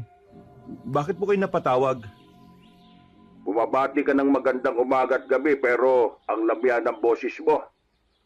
Medyo malungkot lang po. Dahil sa akin, nakakagulo yung mga taga rito sa inyo. Pagpasensya mo na mga taga dyan, anak. Intindihin mo na lang dahil natatakot sila sa nangyayari. Pero kung nandyan lang kami ng Mama Estera mo, hindi ka namin hahayaang ipagtabuyan ng mga taga dyan. Nakakainis lang din sa parte ko eh. Bilang tatay mo, wala man lang ako magawa. Wag niyo na pong pakaisipin yun, Tay. Ang mahalaga po okay naman ako. At saka po, para na rin to sa ikabubuti ng lahat.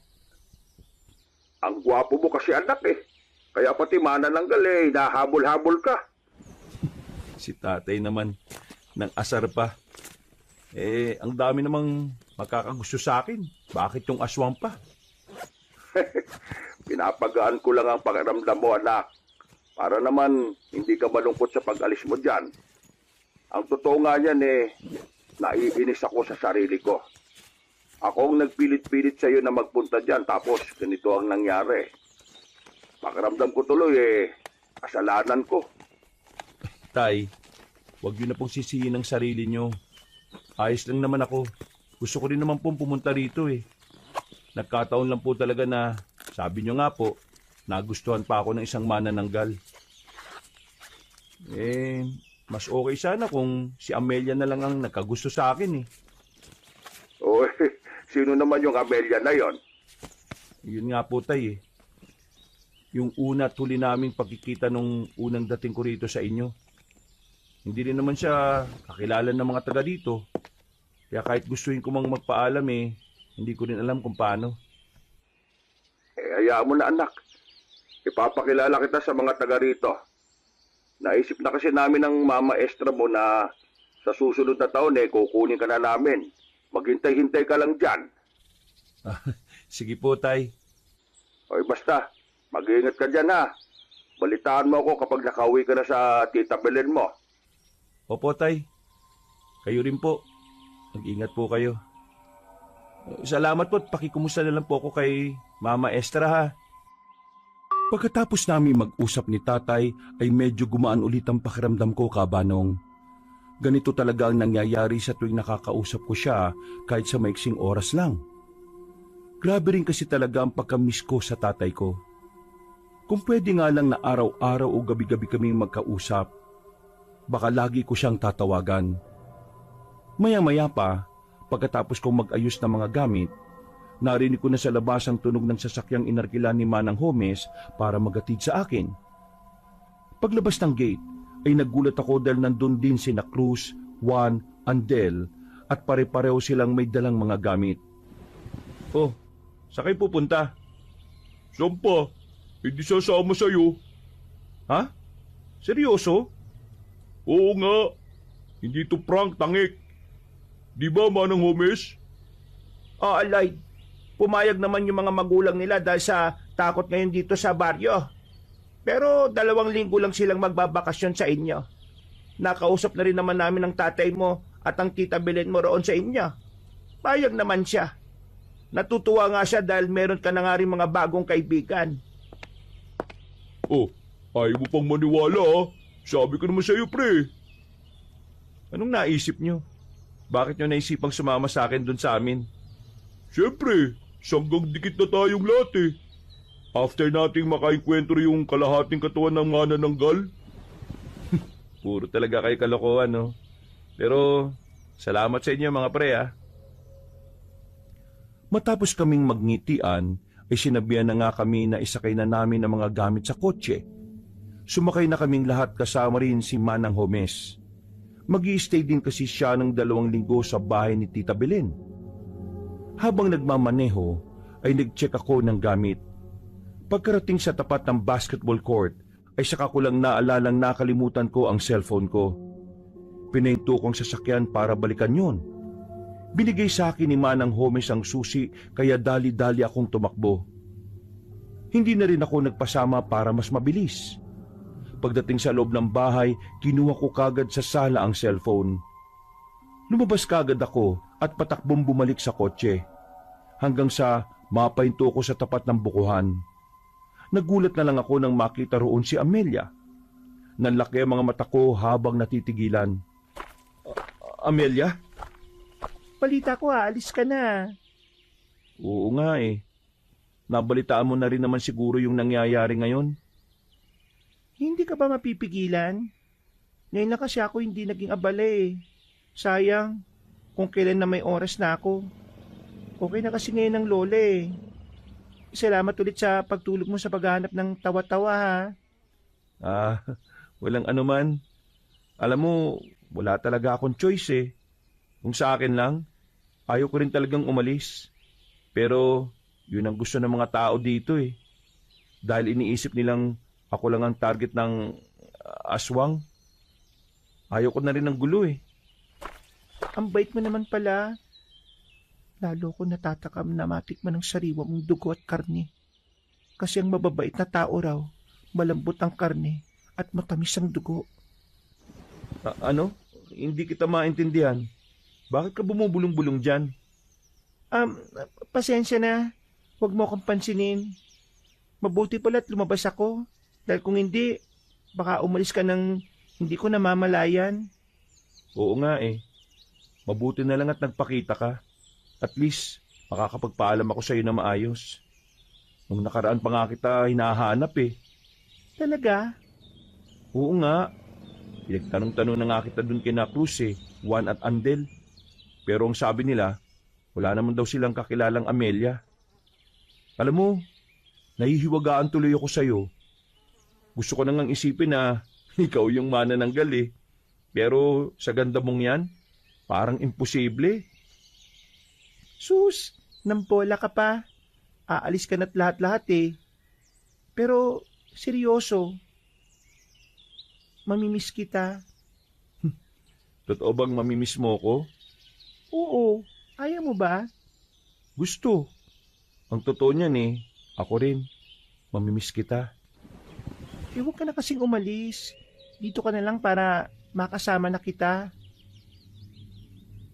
Hindi ko alam pero dahil sa mga sinabi niyo ni Amelia, ay parang nanayo ang mga balahibo ko sa katawan, Kabanong. Hindi dahil sa takot kundi dahil sa kakaibang sensasyon na tila bumabalot sa aming dalawa. Bumilis ang tibok ng puso ko na parang tambol. Lalo na nang lumapit siya sa akin at makipagtitigan mata sa mata. Para akong nahipnotismo sa taglay niyang kagandahan at namalayan ko na lang na naghahalikan na kaming dalawa. Parang may kakaibang kuryenteng gumagapang sa buo kong katawan at nagsimula akong makaramdam ng kakaibang init. Pero nabitin ako nang bigla siyang tumigil saka lumayo ng kaunti at ngumiti sa akin. Huwag ka mag-alala. Magkikita pa naman tayo eh. Ha? Magkikita pa naman tayo? Oo, Paano naman? Pupuntahan mo ako? basta mag-iingat ka. Mamimiss kita, Lloyd. Lalo na yung amoy mong nakaka-addict. Grabe ka naman sa nakaka-addict na amoy. Tumakbo na si Amelia palayo, kaya di ko na naituloy ang gusto kong sabihin. Hahabulin ko pa sana siya pero nakita ko na rin si Cruz na tumatakbong papalapit sa akin. Uy, pre! Nandiyan ka lang pala. Nag-alala na kami sa iyo eh. Baka dinambahan ka na naman nung kalahating katawan ng manananggal. Loko-loko. Naalala ko tuloy yung sinabi ni Juan nung nakaraan. Kung siya raw yung dinaganan nung kalahating katawan na yun, baka raw napagsamantalanan niya yun. Sira ulo kayo. Tara na nga, pre. Talagang tara na. Ikaw na lang talaga hinihintay eh. Tumakbo na kami pareho papuntang sasakyan. Sa pagkalaon ay nagbiyahe na kami pabalik sa bahay ni Tita Belen. Matapos ang ilang araw naming pagbabalik sa bahay ni Tita Belen, masasabi kong naging payapa rin ang lahat. Walang kahit na anong kakaibang pangyayari. Walang maalingasaw na amoy ng kakaibang langis. At higit sa lahat, ay wala akong nakakatindig balahibong pakiramdam na parang may nakamasid sa akin mula sa dilim. Si Manang Homes ang tila nagsilbing bagong kasambahay ni Tita. Ang dahilan kung bakit parang nabuhay ulit ang bahay namin. Natutuwa ko dahil nakikita ko silang pareho na masigla, masipag at higit sa lahat ay may kakaibang talent sa pagluluto. Sabi nga ni Tita Belen sa akin, parang nabuhay daw ulit ang mga niluluto ng nanay ko. At sa totoo lang, totoo nga. Yung tinola niya, may linamnam na parang may halong lihim na sangkap. Yung tipong kapag nalasahan mo, gusto mo na lang na tumira sa kusina. Si tita nga na halos araw-araw ngumingiti habang kumakain, bihirang-bihira yun mula nang mamatay si mama. Kaya pinagpapasalamat ko rin na sumama sa akin si Manang Homes. Kami naman ni na Cruz, Juan at Andel, ewan ko kung anong tamad na nila lang ang sumapi sa amin dahil simula na makauwi kami, ang routine lang namin ay kumain, matulog at maglaro sa basketball court. Wala na rin kasi kaming ginagawa sa bahay dahil sinalo na lahat ni Manang Homes.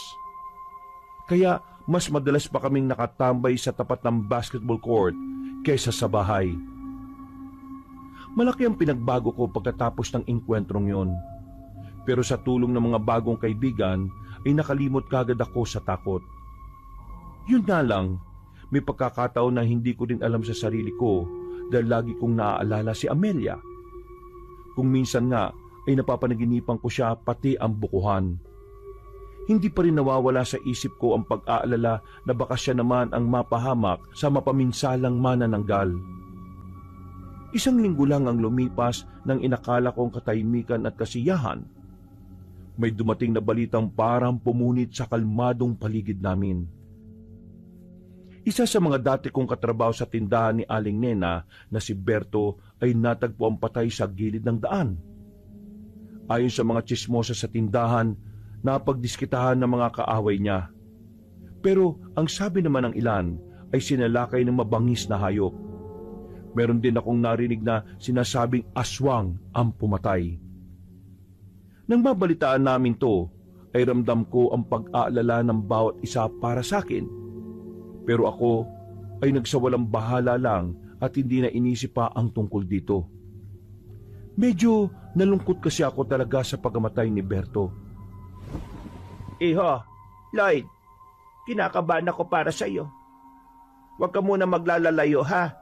Baka mamaya yung dahilan ng pagkamatay nung sinasabi mong katrabaho dahil sa, alam mo na. Hindi naman po siguro, Manang. Baka nagkataon lang talaga. Marami po kasing kaaway ang si Kuya Berto Kaya malamang napagdiskitahan yun at binaboy na lang din yung katawan niya bilang ganti. Basta, mag-iingat ka pa rin. Mahirap na. Opo, salamat po sa paalala, Manang. Pagkatapos naming mag-usap, ay pinayuhan din ako ni Tita Belen. Nakinig naman ako sa mga sinabi niya dahil may punto. Baka rin kasi nag-aalala si tatay sa ibang bansa at makaapekto pa to sa pagtatrabaho niya roon. Dahil sa mga pangyayaring yon, ay mas naging aktibo ako sa panalangin. Isang gabi ay muli akong nanaginip ng patungkol sa bukuhan.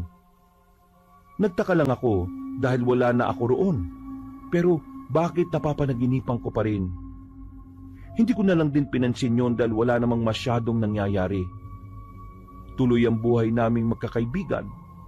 Katulad pa rin ng nakaraan, kain, maglalaro sa court at matutulog. Hayahay talaga kami. Sabado ng kinagabihan, pilit kong binubura sa isipan ang narinig ko na namang balita patungkol sa bagong kaso na naman ng pagkamatay. Katulad din halos na nangyari kay Berto, pero sa kabilang baryo na. At para mawala ang kaba, ay niyaya ko na lang sila Cruz, Juan at Andel na manood kami ng dance contest sa kabilang barangay. Sigurado ka ba, pre? Oo, pumayag naman si Tita Belen At saka, nagpaalam na rin ako kay Manang Homes. Kaya, tara na. Pampawala ng boring. Malay natin, merong sumayaw doon na magandang chicks. E di, magpakilala na tayo. Uy, parang gusto ko yan Kapag talaga mga babae, hindi ka nagpapahuli, no? Siyempre, basta, yabab, G ako dyan, pre. Putik, naging pabaliktad na yung salita mo, ha? Nagtawanan na lang sila Juan at Andel. Pagkatapos ay naglakad na kami papunta sa pinagdarausan ng dance contest. Malapit lang naman, mga 3 kilometro siguro mula sa amin. Sa probinsya, hindi yan kalayuan, kaya hindi na rin namin pinalampas. Pagdating namin doon, ang ingay ng lugar. Mararamdaman mo talagang fiesta dahil sa daming nagtitinda sa labas. Pagdating naman sa court ay siksikan ng lahat para lang makapanood na maayos. Tumagal kami doon hanggang alas 10 ng gabi. Halos manalo pa nga si Cruz sa pustahan kung sino ang pinakastig sumayaw at kung sino ang mananalo. Pero di na namin tinapos. Tumawag na kasi si Tita Bilen at nagsabi na umuwi na raw kami. Habang tinatahak namin ang madilim na daan, nagtatawanan pa kami nung una. Pinag-uusapan kasi namin yung mga kengkoy na sumayaw na parang nagtitrip lang. Dahil ako lang ang may dalang cellphone, kaya madali itong nalobat. Nag-decide na lang kami na patayin muna saglit ang flashlight nito. Maliwanag na rin naman kasi ang buwan. Maya-maya pa, sa gitna ng pag-uusap namin ay biglang may umalulong na aso mula sa hindi kalayuan. Dahil dito ay napahinto kami at biglang nanahimik. Napatingin kami sa kinaroroonan ng alulong bago magkatinginan sa isa't isa. Parang nilamon ang katahimikan ng paligid. Natanging tunog lang ng mga kuliglig at huni ng palaka ang naririnig namin. Hanggang sa biglang umihip ng malamya ang hangin. Napatingala ako dahil parang nakarinig ako ng kung anong lumilipad sa taas namin. Maya-maya pa, umalingasaw ang isang pamilyar na amoy. Napakunot ako ng noo dahil dito. Pero kalaunan ay nanlaki ang mga mata ko nang maalala ang nasabing amoy. Naamoy niyo ba yan mga pre? Oo, naamoy mo rin, Lloyd. Anong amoy ba yun? Parang langis na ewan. Natatandaan ko yung amoy na yan, mga pre. Ano ba yung amoy na yun, pre? Kung natatandaan mo. Yun yung amoy ng aswang na humabol sa akin. Yung mana ng ha? At bago ko pa matapos ang pagsasalita, ay biglang nagbago ang ihip ng hangin. Mas lumakas ito. Mas lumamig at mas naging nakakakilabot. Kasunod nito, ang pagtigil ng mga nag-iingay na palaka at kuliglig sa paligid. Muling umalulong ang aso sa hindi kalayuan at nagsunuran na rin ng iba pa na parang sumasagot sa panawagan ng kamatayan. At ilang saglit pa nga, mula sa itaas ng punong mangga na nasa gilid ng nilalakaran naming apat, napalingon kami roon ng sabay-sabay dahil may narinig kaming pagaspas ng pakpak. Sigurado ko sa sarili ko na malaki yun at hindi basta-basta ordinaryong ibon. Meron na akong ideya sa utak pero ayaw ko munang pangunahan ng takot ko. Binuksan ko ulit ang flashlight ng cellphone ko. Saka itinutok doon ng liwanag. Sabay-sabay ulit kaming napatingin doon hanggang sa makita na nga namin ang nakakatakot na manananggal. Hindi ako po pwedeng magkamali. Ang nilalang na yon ay ang nakaengkwentro ko sa bahay mismo ng tatay ko. Ngumiti yun sa amin habang nananatiling nanlilisik ang mga mata. Mas nilakasan pa nito ang pagaspas ng mga pakpak. Kaya mas lalo kaming nilamig sa takot. Mga pre, may aswang! Yan yung aswang na nakaengkwentro ko doon sa lugar ninyo. Takbo na, pre! Hindi pa man kami nakakatakbo, ay nauna nang lumipad ang manananggal. Nandiri ako nang makitang tila nakasabit ang bituka ng halimaw sa hangin, na parang mga pusod na may sariling buhay. Ang mukha niya ay mas pumangit kaysa nung una at ang ngiti niya ay, Diyos ko, parang sinabuyan ng dugo. Napatili si Andel at siya naman ay tumakbo ng parang walang kasama. Hindi ko tuloy alam ang mararamdaman ko. Habang pinagmamasdan sila kung paano mataranta.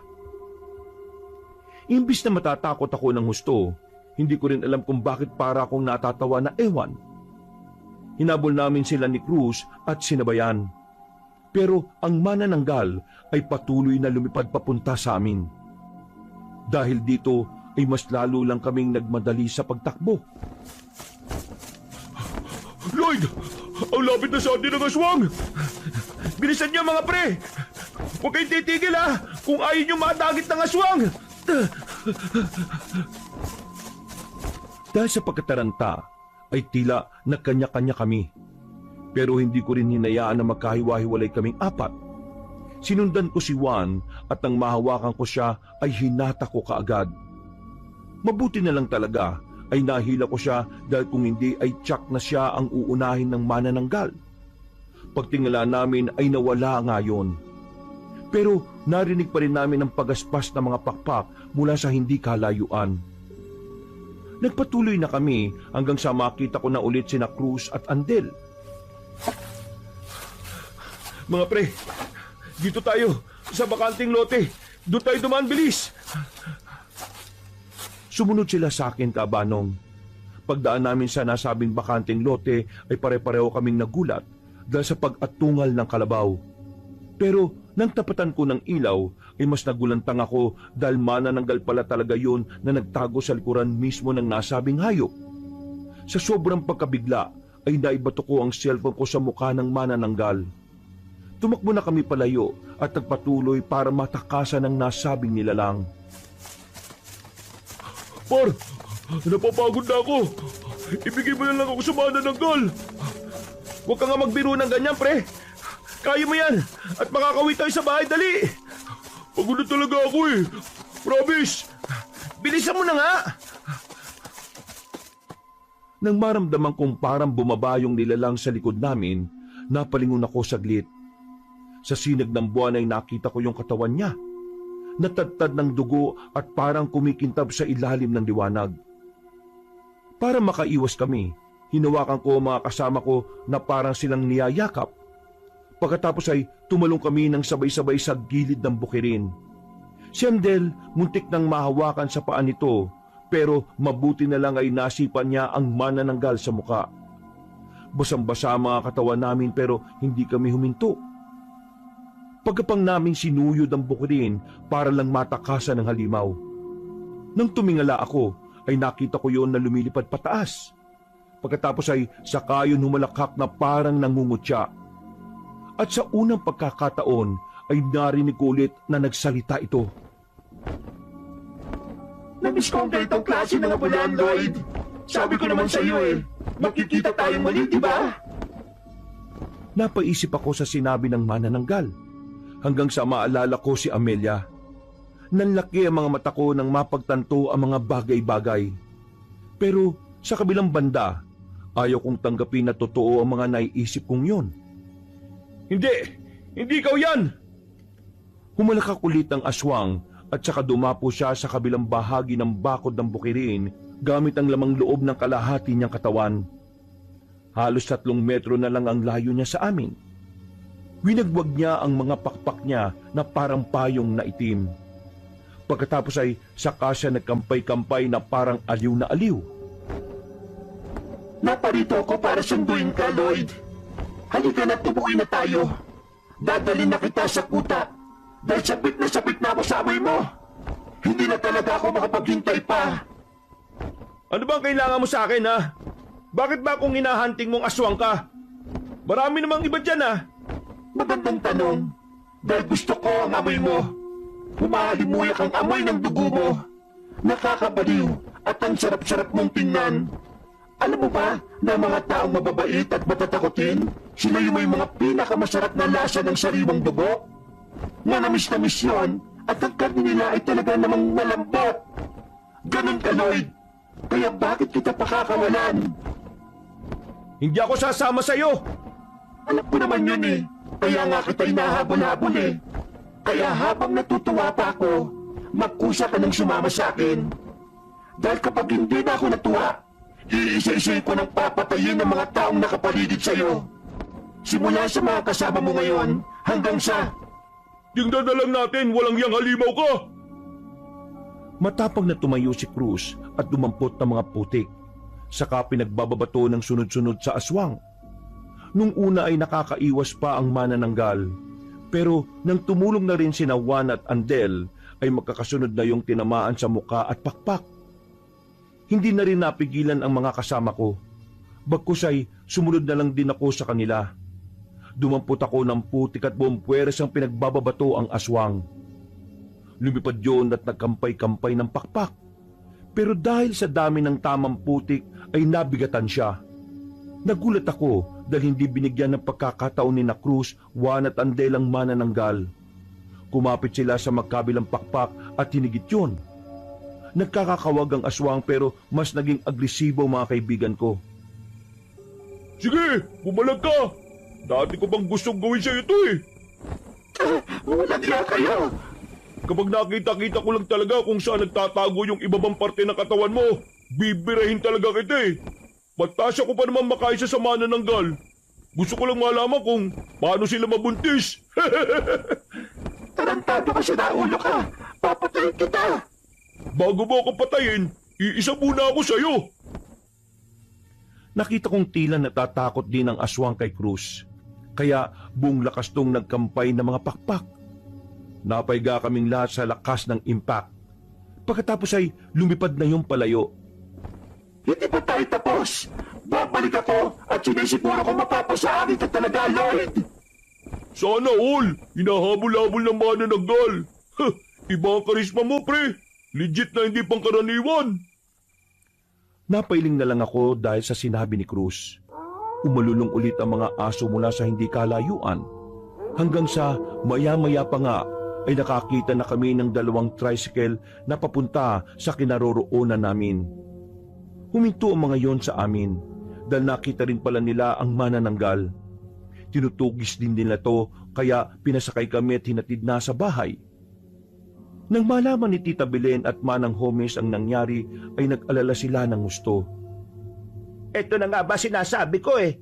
Nakasunod dito yung manananggal na yon. Ibig sabihin lang talaga kahit saan ka magpunta, Lloyd, susundan at susundan ka ng manananggal na yon. Ano po bang dapat kong gawin? Isa lang sa dalawa. Mapatay natin ang manananggal o ikaw ang mapatay niya.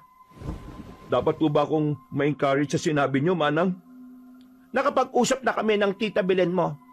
Hahanap kami bukas ng magaling na albularyong pwedeng magtanggal ng koneksyon mo sa aswang na yon. Pero ang tanging paraan na lang talaga na naiisip ko ay ang mapuksa siya. Walang nakatulog sa amin ang gabing yon, Kabanong, dahil dinig na dinig namin mula sa hindi kalayuan ang ingay ng manananggal. Hindi lang siya makalapit sa bahay dahil humingi ng tulong si Tita Belen sa mga taga sa amin. Dahil dito ay may mga tanod na nagbabantay sa bahay. Pero naging kakaiba ang pakiramdam ko dahil dito. Para bang umiinit ang katawan ko. Hanggang sa biglang nanakit ang aking tiyan. Kumilot yun ng husto hanggang sa mapasigaw ako sa sakit at patakbong nagtungo sa banyo. Ay ganun na lang ang gulat at takot ko dahil buo-buong dugo ang aking isinuka. Tita Belen, tulong! Si Cruz ang naunang pumunta sa akin sa banyo at ganun na lang din ang pagkabigla niya sa nakita. Langya, pre. Ano nangyari sa'yo? Hindi ko alam, pre. Sumasakit ang tiyan ko. Naduwal na naman ako hanggang sa dumating na rin si Tita Belen. Kasunod si Manang Homes, Juan at Andel. Gulat na gulat silang lahat, lalong-lalo na ang tiyahin ko. Nilapitan niya ako at niyakap dahil bigla na lang din akong nanghinat na mutla. Nanginig ang mga tuhod ko, dala na rin ng takot at panghihina ng katawan. Nang sinubukan kong tumayo ay nakaramdam na ako ng pagkahilo. Napasukan na naman ako ng dugo pagkalaon habang napapahawak ng husto sa tiyan. Nang tingnan ko si Tita ay kitang-kita sa mga mata niya ang matinding pag-aalala. Kaya naman ngumiti ako ng pilit at nag-okay sign ako sa kanya. Aling Belen, Manang Homes, dalhin po natin si Lloyd sa ospital. Baka po kung ano na mangyari sa kanya eh. Ewan ko kung paniniwalaan nyo itong sasabihin ko. Pero wala rin tayong mapapala kung dadali natin siya sa ospital. Ano pong ibig niyo sabihin? Naririnig nyo naman, hindi ba? Yung manananggal na humahabol sa kanya, nag-iikot-ikot lang sa baryo. Kapag isinakay natin siya sa patrol, susunod ang aswang at baka magkaroon pa ng aksidente. Marami naman po tayong makakasama eh. Kaysa po, iwan lang natin siya ng ganyan. Manang, hindi na po normal ang nangyayari kay Lloyd eh. Sumusuka na po siya ng bubuong dugo. Baka po, kung magpatuloy pa to, ayaw ko man tong sabihin pero Baka matuluyan ang kaibigan namin. Hindi na po talaga to normal, Manang. Talagang hindi na to normal. Dahil sa pagkakaunawa ko, inaaswang si Lloyd. Kahit madala natin siya sa ospital ng ligtas, wala ring magagawa ang mga doktor sa kanya. Nakakita na ako noon ng ganitong sa probinsya namin, nung buhay pa ang asawa ko. Inaswang ang pinsan ko. Sumuka rin siya ng maraming dugo pero meron lang kaming ginawa na natutunan ko sa asawa ko. Ano po yun? Juan, kumuha ka ng uling. Madali ka. Ikaw naman, Andel, sabihan mo ang mga nagbabantay sa kubo na nasa bakuran na maging mapagbantay sila. Dahil sigurado kung hindi titigil ang manananggal na yon.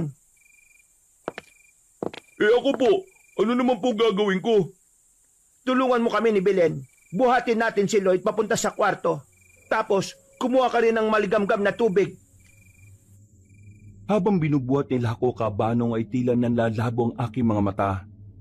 Hanggang sa parang hindi ko na marinig ang mga pinagsasasabi nila. Pakiramdam ko talaga ay parang humihiwalay na ang kaluluwa ko sa katawan ko.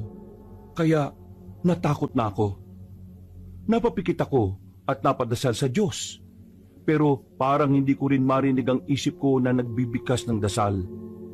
Hanggang sa isang nakakakilabot pero pamilyar na boses ang narinig ko. Boses ni Amelia.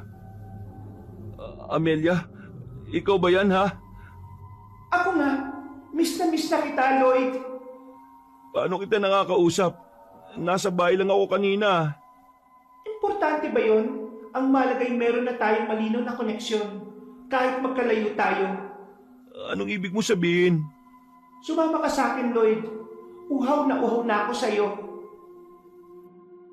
Bigla na lang sumulpot ang maganda niyang mukha sa harapan ko. Parang nawala ang mga tao sa paligid namin hanggang sa maabutan ko na lang na pareho na kaming walang suot na kahit na ano. Ngumiti siya at gumanti rin ako ng ngiti. Nang magdikit ang mga katawan namin ay damang-dama ko ang init ng sensasyong bumabalot sa hubad naming mga katawan. Ramdam ko at alam ko sa sarili na hindi ito pagpapantasya lang. Totoong-totoo ang nangyayaring pagniniig sa amin. Hanggang sa may malasan akong tila uling na dumadampi sa aking labi. Hanggang sa malulun ko na. Napaduwal ako at napayukod. Dahilan din para maglayo ang mga katawan naming init na init. Paglingon ko kay Amelia ay ganun na lang ang gulat ko nang makitang nakakatakot na nilalang. Ang aswang na bigla na lang nahati ang katawan. Hindi! Akin ka! Akin ang buong pagkatao mo! Hindi pwede! Huwag mong inumin ang uling! Nang mapamulagat ako, nasa harapan ko na si Tita Belen. Nasa kanan niya si Manang Homes na may hawak na basong may laman na tubig, pero kulay itim kaya napakunot ako ng noo. Pagsipat ko naman sa kaliwa ay naroon si Cruz na punong-puno ang pag-aalala ang hilatya ng muka. Anong nangyayari? Bakit kayo nakaganyan lahat sa akin? Umepekto na kagad ang pangontra sa kanya. Mabisa talaga ang uling kapag ininom ng isang inaaswang. Kainin mo naman tong natitira. Ha? Papakainin niyo po ako ng uling, Manang? Bilisan mo na. At sumunod ka na lang, iho. Kung ayaw mong mapadali ang buhay mo. Dahil sa pangamba para sa aking buhay, ay kinagat ko nga kagad ang uling. Hindi ko na rin napansin ang pait nito. Nginuya-nguya ko lang hanggang sa malunok. Pagkaubos ko sa isa, ay saka ko inabutan ng normal na tubig ni Cruz. Anong pakiramdam mo ngayon? Medyo okay na po. Hindi na ako nahihilo. Hindi na rin po masakit ang tiyan ko. At hindi na ako nasusuka. Mainam. Ibig sabihin, wala nang epekto ng pangaaswang sayo ng manananggal na yon. Pero hindi pa rin tayo dapat makampante. Nandiyan pa rin siya sa paligid. Belen, Cruz, walang matutulog sa atin at maging mapagbantay tayo kay Lloyd hanggang sa sumikat ang araw. Pati yung mga nasa labas. Hindi pwedeng makatungtong sa bubong ng bahay na to ang aswang na yon. Nakita kong napatango na nga lang si Tita Belen at Cruz kay Manang Homes. Wala ngang natulog. Pero ako, dahil sa nangyari, ay tila antok na antok. Kaya habang nagkukwentuhan sila, ay nakatulog na pala ako. Umaga na nang dumilat ako, pero nag-uusap pa rin si Tita Belen at Manang Homes. Nang makita nila kung okay na talaga, ay dama ko rin ang tuwa sa ekspresyon ng kanilang mga muka. Hinandaan kaagad ako ni Tia ng pagkain. Nagkape na rin sila, pero sina Cruz, Juan at Andel ay natutulog na sa sala. Ang mga tanod sa kubo ng bakuran namin ay palis na rin at katatapos lang mag-almusal. Pagkatapos kong kumain ng almusal ay bigla kong tinawag ng kalikasan. Nagulat ako dahil itim na itim ang dumi ko, kaya natakot na naman ako at tinawag ko sina Tita at Manang. Uli itim po ang dumi ko. Ano pong nangyayari sa akin? Magandang senyales yan, Lloyd. Ibig sabihin, inilabas ng uling na kinain at ininom mo kagabi ang sumpa ng pangaaswang sayo ng manananggal. Talaga po? Oo, kaya hindi mo kailangang matakot. Papunta na rito yung tinawag namin ni Belen na albularyo mula sa kabilang probinsya pa. Maghintay lang tayo at siguradong mapupuksan na natin ang manananggal na humahabol sa iyo. Maraming salamat po sa lahat ng ginagawa niyo sa akin. Huwag po kayo mag-alala. Darating po ang araw na makakabawi rin ako sa inyo. Tita Belen, Manang Homes. Ay, hihintayin namin yan ng Tita Belen mo. Nakahinga ako ng maluwag dahil sa sinabi ni Manang. Meron ding sinabi sa akin ng tiyahin ko na lalong nagpalakas ng loob ko. Makalipas ang higit 3 oras, dumating na nga ang sinasabi nilang mahusay na albularyo. Hindi siya nagpakilala dahil ayon na rin kay Tita at Manang, hindi raw talaga nagsasabi ng pangalan ang manggagamot na yon. Isa raw sa paraan yon upang hindi siya matunton ng mga kalaban niyang hindi pangkaraniwan. Pagkakita niya palang sa akin, ay alam na kagad niya ang nangyari. Nagulat na ako sa mga pinagsasasabi niya dahil unang beses pa lang naman kaming nagkita. Nalaman niya ang tungkol sa aksidente namin ni Nanay, ang pagkakaroon ko ng kakatuwang kakayahan o pangitain sa panaginip at ang tungkol sa manananggal. Nakapwesto kami sa sala na magsimula ang ritual ng albularyo. Pinasara niya ang pinto at mga bintana. Sina Juan at Andel na ang gumawa nun. Maya-maya pa ay nagsindi na siya ng kandila. Ipinatak niya yun sa tapat ng maliit na planggana sa lamisita at sinabayan niya to ng kakaibang wika na inulit-ulit niya ng 12 beses. Tumingin siya sa akin at tumawak sa kanang kamay ko. Pagkatapos ay sinabihan niya akong sundin ang mga sasabihin niya. Ginawa ko ngayon habang ang kaliwa niyang kamay ay nagpapatak ng kandila sa maliit na plangganang may tubig. Kaliwanagan at kalinisan ng tubig, init ng apoy, lamig ng hangin at ang kapangyarihan ng mga elemento sa lupa. Gamitin mo kung daan upang maging tulay at upang makita ang may gawa nitong sumpa.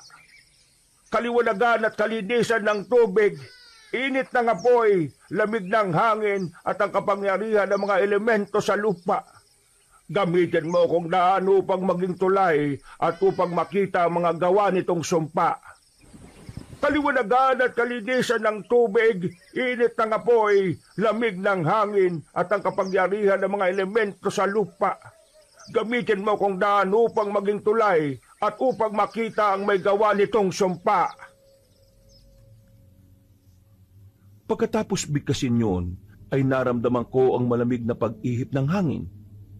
Gusto ko mangyakapin ang sarili ko pero hindi ko nagawa dahil nakahawak pa ang isa kong kamay sa albularyo.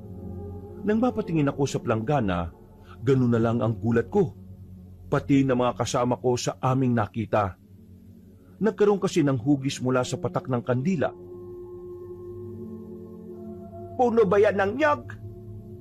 Puno nga ng nyog. Dito ko na biglang naalala ang bukuhan sa lugar nila tatay. At nagsunod-sunod na ang mga pagtagni-tagni na mga pangyayari. Lalo na nang sabi ng albularyo ang tungkol sa isang babae. Tama ba yung naisip ko na yung buka na to dun sa baryo natin, Manang? Yun na nga, naalala ko na.